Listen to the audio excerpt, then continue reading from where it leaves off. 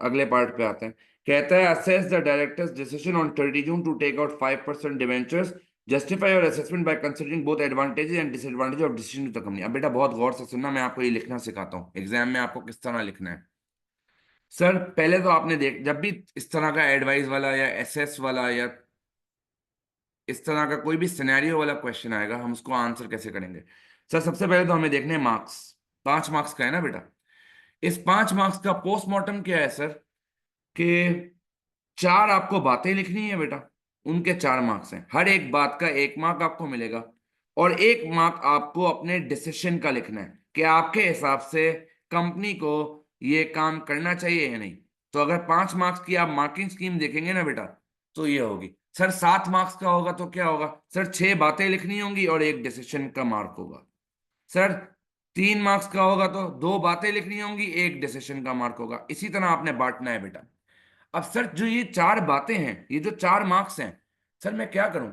Sir आपको कह रहे हैं ना एडवांटेज और डिसएडवांटेज बताओ, अब आपकी मर्जी है, एग्जामिनर ने ये आप पे छोड़ा है, आप 2 एडवांटेज 2 डिसएडवांटेज बताओ, या आप जो है 3 एडवांटेज 1 डिसएडवांटेज बताओ, ये आपकी मर्जी है, या आप 1 एडवांटेज और 3 डिसएडवांटेज बताओ, ये आपकी मर्जी है। सर ये एग्जामिनर ने आप पे छोड़ा है। आपसे कहता है assess the directors decision to take out 5% debenture. Sir अगर मैं लोन ले रहा हूं बेटा, अब जो ए टू वाले बच्चे हैं, जो ए टू वाले बच्चे हैं बेटा, उनको पता है, मैंने उनको एक चीज पढ़ाई थी, गेयरिंग रेशो। आप लोग भी सुन लो बेटा, थ्योरी लिखने के लिए बहुत काम आएगा। जो जितने भी ए टू वाले, जब आप ए टू में आओगे आप भी पढ़ोगे बेटा, रेशोज में एक रेशो होता है गेयरिंग रेशो। और मेरे ख्याल से आपने बिजनेस स्टडीज में पढ़ा होगा बेटा गेयरिंग रेशो। आप भले एएस में हो लेकिन फिर भी आपने गेयरिंग रेशियो पढ़ा होगा ए टू में, अकाउंट्स में ए टू में आप पढ़ोगे, एएस में नहीं है। मैं आपको सिर्फ एक चीज बता रहा हूँ, बिजनेस में पढ़ा है ना सबने गेयरिंग रेशियो भाई। इसका मतलब पता है क्या सर, मैं किससे लिंक कर रहा हूँ ये चीज। सर जितने भी आपके अकाउंटिंग में एडवाइस वाले क्वेश्चंस आएंगे, उनका ताल्लुक सीधा सीधा आपके बिजनेस स्टडीज से है बेटा। आपको बिजनेस स्टडीज के आंसर्स यहां लिखने हैं बस, जिंदगी आसान। बिजनेस स्टडीज एंड इकोनॉमिक्स, कहीं कहीं कई कई जगह इकोनॉमिक्स भी लग जाता है, लेकिन 90 to 95% बिजनेस स्टडीज के ही आंसर्स आपके यहाँ लगेंगे। अब वो बच्चा जो बोले सर मैंने तो बिजनेस स्टडीज लिया ही नहीं है, तो आपने अगर नहीं लिया सर तो जनरल नॉलेज तो है ना।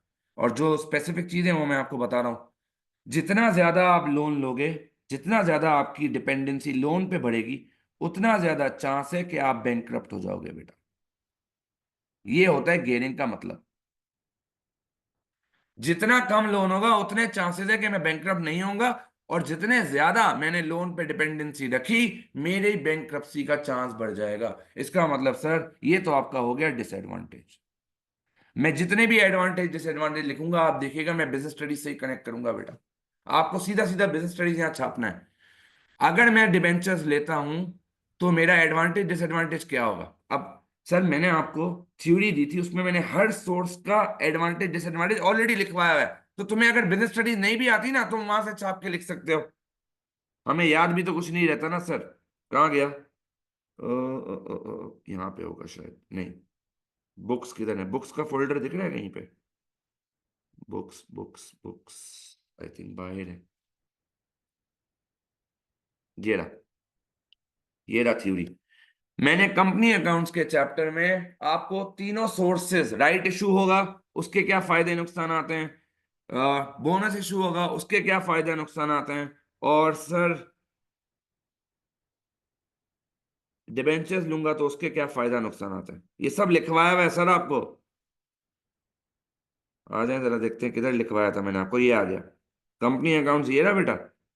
और इसमें मैंने आपको लिखवाया था, कहाँ गया कहाँ गया, ये रहा sources of finance. Business studies में एज इट इज डिट्टो आपका यही चैप्टर है सर। तो उसमें लोन या डिबेंचर्स का एडवांटेज देख लें, will raise finance when needed, allowable expense for tax purpose. Disadvantage क्या है, विल इंक्रीज गियरिंग, यहां बताया था चलो गियरिंग है। Interest needs to be paid at any cost. आ जाए सर, पूरा आंसर प्लान आपका यहीं से बनेगा बेटा। सारा डिट्टो आपको ये सिनेरियो से कनेक्ट करके आपने लिखना है और आपका जवाब तैयार हो गया। तो आए जरा मैं पहले एडवांटेज से बात करता हूं। सर क्या कंपनी का नाम क्या था? देखिएगा मैं किस तरह लिखवाता हूँ, आपने बिल्कुल उसी तरह लिखना है सर। कंपनी का नाम था टी लिमिटेड। और ये क्या डायरेक्टर्स ने कहा है?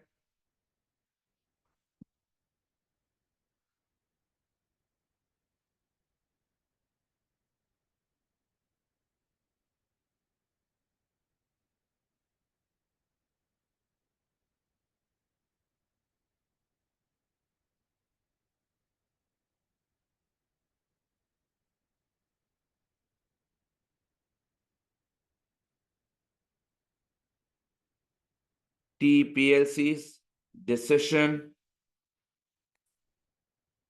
of raising debentures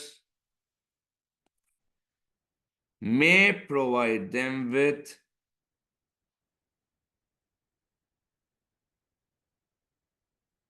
instant finance as and when required. Sir अगर मैं राइट इशू और बोनस इशू करता हूं, सर राइट इशू और बोनस इशू करते करते बहुत टाइम हो जाता है, बहुत ज्यादा टाइम होता है। डिवेंचर के लिए तो क्या, आज गया किसी भी फाइनेंशियल इंस्टीट्यूशन या बैंक के पास, उनको अपनी फाइनेंशियल दिखाई और लोन ले लिया। तो लोन लेना ज्यादा आसान है as compare to issuing shares. तो राइट इशू करने जाऊंगा तो पहले शेयर होल्डर को मनाना पड़ेगा। आपको याद है मैंने आपको पूरी शेयर राइट इशू के केस में पूरा सिनेरियो समझाया था। जब राइट इशू मांगने जाऊंगा उनको बताऊंगा कि देखो तुम अगर नहीं खरीदोगे, तुम्हारी जो है वो ओनरशिप जो है वो कम होगी। तो अगर तुम 51% होल्ड करते हो तो तुम्हारी ओनरशिप डाइल्यूट हो जाएगी। पूरा सिनेरियो वहां बताया था। तो इसीलिए राइट इशू में या मार्केट में भी इवन शेयर अगर मैं बेचूं फुल प्राइस पे तो शेयर होल्डर ढूंढने में टाइम लगता है। लेकिन डिबेंच कंपनीज क्या करती हैं, कंपनी को ऑलरेडी पता होता है उनको किससे डिबेंचर लेना है, वो डायरेक्ट जाते ही उन इंस्टीट्यूशंस में। क्योंकि अप्रूव, मैं आपको रियल लाइफ एग्जांपल बताता हूँ, हम तो ऑडिट करते हैं बेटा। तो हम जब कंपनी के पास ऑडिट करने जाते हैं, उन्होंने पहले से ही पूरी वर्किंग की हुई होती है कि किस बैंक से कितना लोन लेना है, किस इंटरेस्ट पे लेना है। वो साल के शुरू में ही ये काम कर लेते हैं कि अगर साल के बीच में हमें कभी जरूरत पड़ी, और वो जो लेंडर्स होते हैं ना, वो उनके ऑलरेडी अप्रूव हुए हुए होते हैं बोर्ड ऑफ डायरेक्टर्स से। तो लोन लेने में तो इतना टाइम लगता ही नहीं है बेटा। लोन तो फौरन रिक्वेस्ट डाली, लोन आपके पास आ गया। ये मैं रियल लाइफ एक सिनेरियो बता रहा हूं। तो TPLC's decision of raising debentures may provide them with instant finance as and when required. Furthermore,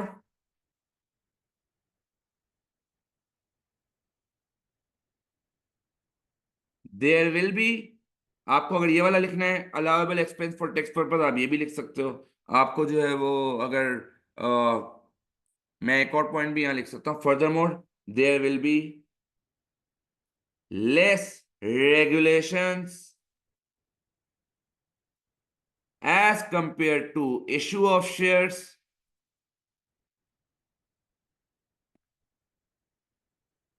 as compared to issue of shares in generating finance for the company. Sir इतनी ज्यादा regulations नहीं है, मैंने आपको अभी बताया बेटा, पहले से ही जो है वो सब अप्रूव हुआ हुआ होता है। ये तो मुझे यहाँ पे 2 मार्क्स मिल गए बेटा, मैंने 2 बातें लिख दी, एक इंस्टेंट कैश, दूसरा रेगुलेशंस कम है। अब मैं लिखता हूँ डिसएडवांटेज, देखिएगा सर अलग अलग पैराग्राफ में लिखना है, आप देख लीजिए। However, however raising finance through debentures, raising finance through debentures may increase gearing of TPLC, which means the dependency on lenders will increase, which may lead to bankruptcy। देखो मैंने ये नहीं बोला बैंकक्रप्ट हो जाएगा, मे का वर्ड यूज किया है, which may lead to bankruptcy of TPLC if the debentures are not redeemed on time। हर बात के लिए अलग पैराग्राफ होगा। सर आपने एडवांटेजेस के लिए अलग पैराग्राफ क्यों यूज नहीं किया? क्योंकि बेटा कम बात थी ना वहां लिखने के लिए, तो मैंने एक छोटा सा एक पैराग्राफ इसका बना दिया। लेकिन क्योंकि मुझे गेयरिंग में ज्यादा बात करनी थी बेटा, तो ये एक मेरा गेयरिंग का पैराग्राफ बना। अब लिखते पॉइंट्स में, तो लिखना ही नहीं है बेटा। पॉइंट्स में लिखा ना तो इन्ना लिल्लाहि व इन्ना इलैहि राजिऊन पढ़ के आ जाना पेपर में, अल्लाह ही मालिक है बेटा फिर आपका। दूसरा पॉइंट देखे, मैं नेक्स्ट पैराग्राफ से लिखता हूं। Moreover TPLC will have to repay, एक सेकंड सर, उसके बाद however TPLC will have to repay interest on debentures at any cost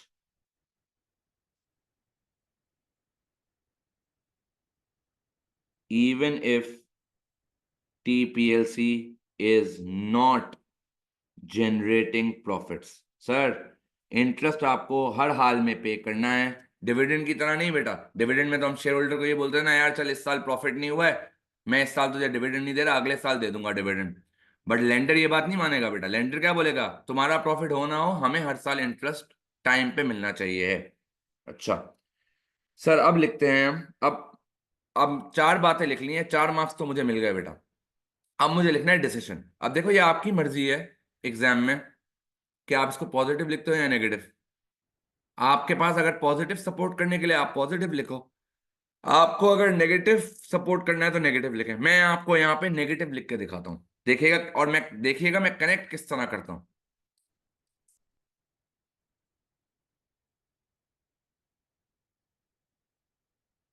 बल्कि पॉजिटिव ही लिख लेते हैं। सिंस टीपीएलसी is generating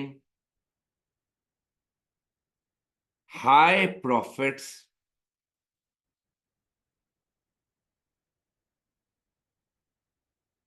भाई प्रॉफिटेबल बिजनेस है ना। अगर लॉस मेकिंग होता तो मैं नेगेटिव लिखता, और मैं गेयरिंग भी नहीं लिख सकता क्योंकि अगले साल मेरा लोन भी रीपे हो रहा है।